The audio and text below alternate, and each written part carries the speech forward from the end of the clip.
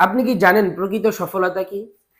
প্রকৃত সফলতা হচ্ছে যে সফলতা পাওয়ার পর আপনি আর কখনো ব্যর্থ হবেন না।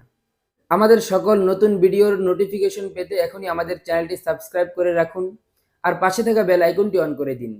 আর ফেসবুক থেকে দেখে থাকলে অবশ্যই আমাদের ফেসবুক পেজটি ফলো করে রাখুন।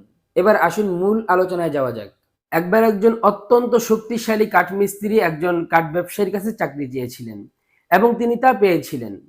বেতন খুব ভালো ছিল, তাই কাজের কিছু শর্ত ছিল। এ কারণে কাঠমিস্ত্রি সে তার সেরাটা করার চেষ্টা করছিল। তার বস তাকে একটি কুড়াল দিয়েছিলেন এবং সেই জায়গাটি দেখিয়ে দিয়েছিলেন যেখানে সে কাজ করবে। কাঠমিস্ত্রি তার কাজ শুরু করে দেয়।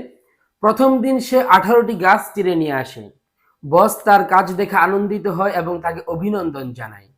বসের কথায় সে খুব অনুপ্রাণিত হয়ে পরের দিন আরো ভালো করার চেষ্টা করে, কিন্তু সেদিন মাত্র সে 15টি গাছ আনতে পারে। তৃতীয় দিন আরো কঠোর চেষ্টা করেছিলেন, কিন্তু সেদিন মাত্র 10টি গাছ আনতে পেরেছিলেন।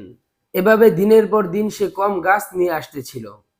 কাঠমিস্ত্রি ভাবলো, আমি আমার শক্তি হারাচ্ছি, এভাবে চলতে থাকলে চাকরিও হারাতে হবে। তাই সে বসের কাছে গিয়ে ক্ষমা চেয়ে বলল কি হচ্ছে সে বুঝতে পারছে না। তার বস তাকে জিজ্ঞাসা করলো, শেষ কবে তুমি তোমার কোরাল ধারালো করেছিলে? সে বলল, আসলে আমার কোরাল ধারালো করার মতো সময় ছিল না, আমি গাছ কাটতে খুব ব্যস্ত ছিলাম।